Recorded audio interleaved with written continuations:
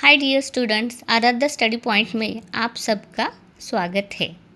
आज हम 8वीं कक्षा के हिंदी का थर्ड लेसन नाखून क्यों बढ़ते हैं ये देखने वाले हैं। तो चलो शुरुआत करते हैं।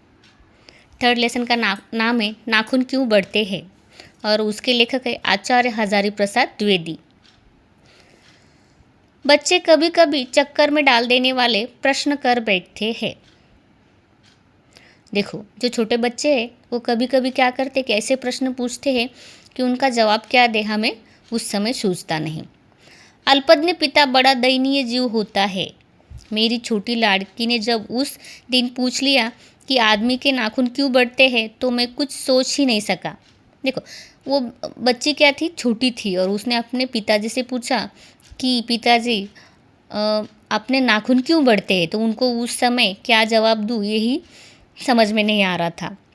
हर तीसरे दिन नाखून बढ़ जाते हैं, काट दीजिए, वे चुपचाप दंड स्वीकार कर लेंगे, पर निर्लज्ज अपराधी की भांति छूटते ही फिर जैसे ही कि तैसे हो जाते हैं। आखिर ये इतने भैया क्यों है?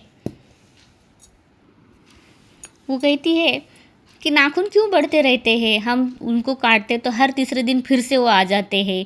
ये इतने निर्लज्ज अपराधी की भांति क्यों अपना व्यवहार रखते हैं, ऐसा वो अपने पिताजी से पूछती है। कुछ लाख ही वर्षों की बात है जब मनुष्य जंगली था। अभी क्या बोले कि कुछ साल लाख वर्षों पहले मनुष्य कैसा था? जंगली था, वन मानुष जैसा, जैसे कि वन मानुष। वैसे नाखूनों की ज़रूरत थी उसे। क्या होती? नाखूनों की ज़रूरत थी उसकी। जीवन रक्षा के लिए नाखून बहुत ज़रूरी थे। असल में वही उसके अस्त्र थे।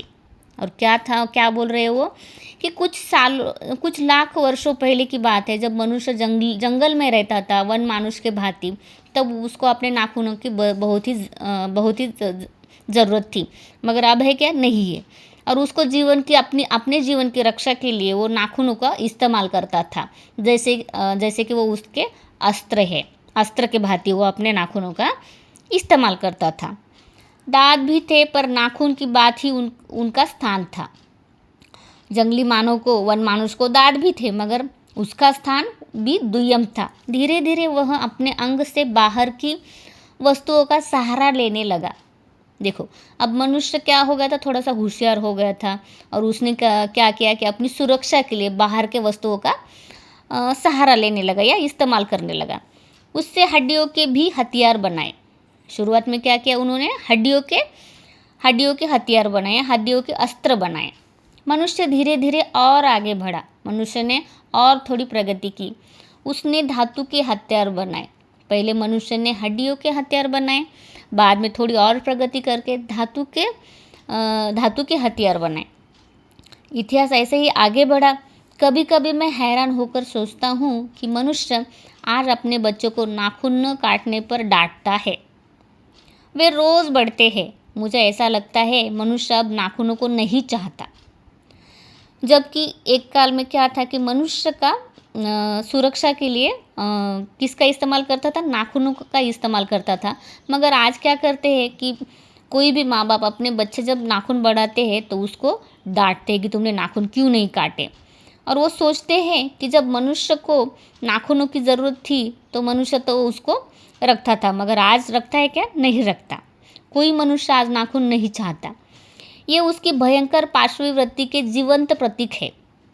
मनुष्य की पशुता को जितनी बार भी काट दो वह मरना नहीं जानती।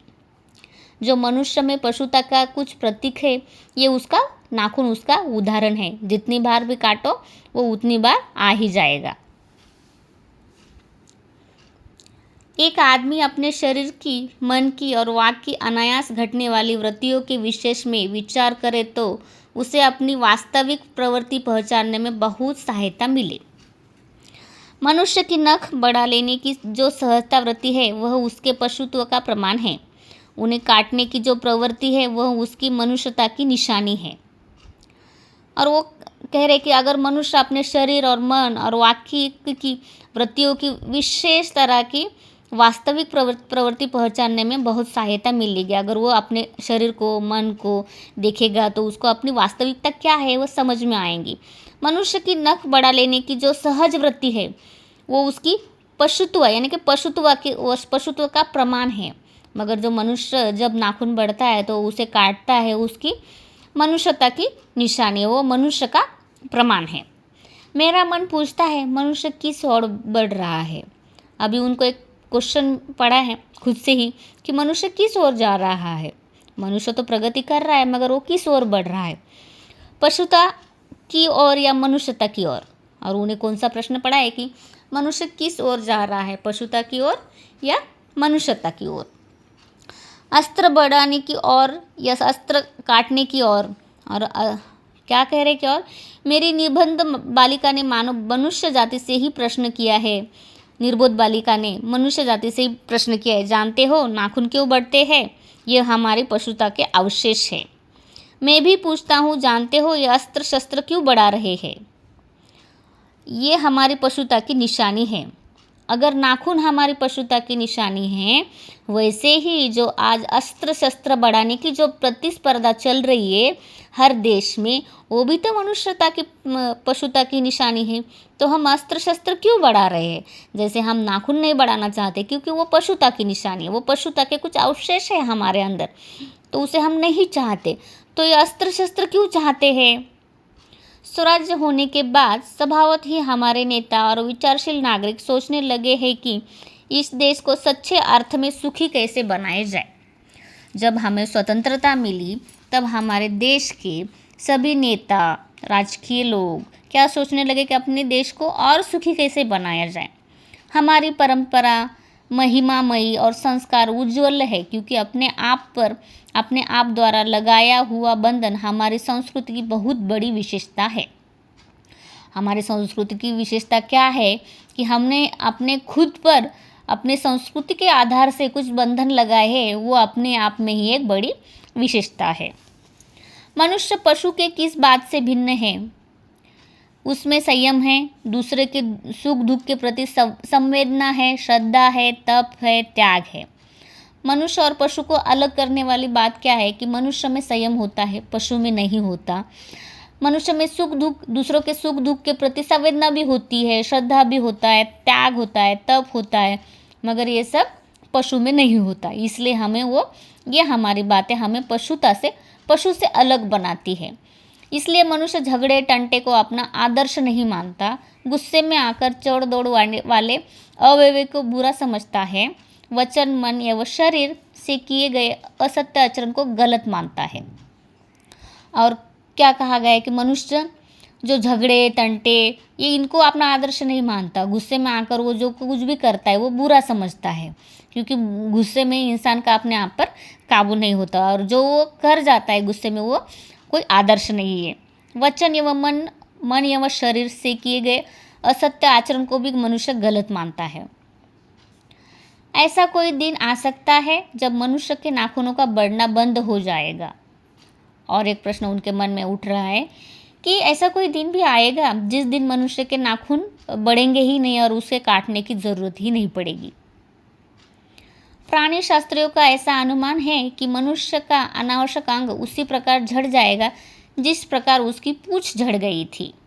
देखो, प्राणी शास्त्रियों का क्या अनुमान है, उन्होंने क्या अनुमान लगाया है कि मनुष्य का अनावश्यक अंग मतलब जिस अंग का हम उपयोग नहीं करते वो क्या हो जाएगा, झड़ जाएगा। जैसे कि हमारी जो पूंछ थी कुछ लाख साल पहले जब मनुष्य थे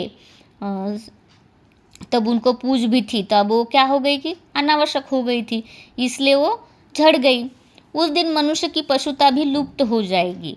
और ऐसा अनावश्यक अंग जो अब हम में अवशेष है वो कौन सा है, नाखून है। अगर नाखून का हम इस्तेमाल नहीं करेंगे तो वो भी अनावश्यक होकर जिस तरह हमारी पूंछ झड़ गई वैसे ही हमारे नाखून झड़ जाएंगे। और नाखूनों के झड़ने के बाद हमारे अंदर जो पशुता की प्रमाण था नाखून, वो क्या हो जाएगा, लुप्त हो जाएगा या गायब हो जाएगा। शायद उस दिन वह मरणास्त्रों का प्रयोग भी बंद कर देगा। नाखून का बढ़ना मनुष्य के भीतर की पशुता की निशानी है और उसे नहीं बढ़ने देना मनुष्य की अपनी इच्छा है, अपना आदर्श है। नाखून तो हर किसी के बढ़ते हैं, उसके ऊपर तो किसी का कुछ नहीं चलता, नाखून तो बढ़ने ही है, मगर ये क्या है, पशुता की निशानी है। मगर नाखून काटना नाखून को बढ़ने न देना, यह हमारी स्वयं की इच्छा है अपना आदर्श दिखाने के लिए। मनुष्य जो घृणा है, जो अनायास है, बिना सिखाए आ जाती है, वह पशुत्व का द्योतक है। देखो, मनुष्य में जो घृणा जो है वो बिना किसी वजह से आ जाती है, ये क्या है? पशुता की निशानी है, पशुता का निशानी हो सकता है। अपने को संयत रखना, दूसरे के मनोभावों का आदर करना मनुष्य का स्वधर्म है। यानी कि खुद को शांत रखना, दूसरों की मनोभावना का आदर करना, ये भी हमारा मनुष्य का धर्म है। बच्चे यह जाने तो अच्छा हो कि अभ्यास और तप से प्राप्त वस्तुएं मनुष्य की महिमा को सूचित करती है। देखो, जब हर बच्चे को जानना चाहिए कि जब वो अभ्यास करते, तप करते, उसकी वजह से वो कुछ बनते हैं, तो वो उनकी महिमा को सूचित करता है। मनुष्य की चरितार्थता प्रेम में है, मैत्री में है, त्याग में है, अपने को सबके मंगल के लिए निशेष भाव से दे देने में है।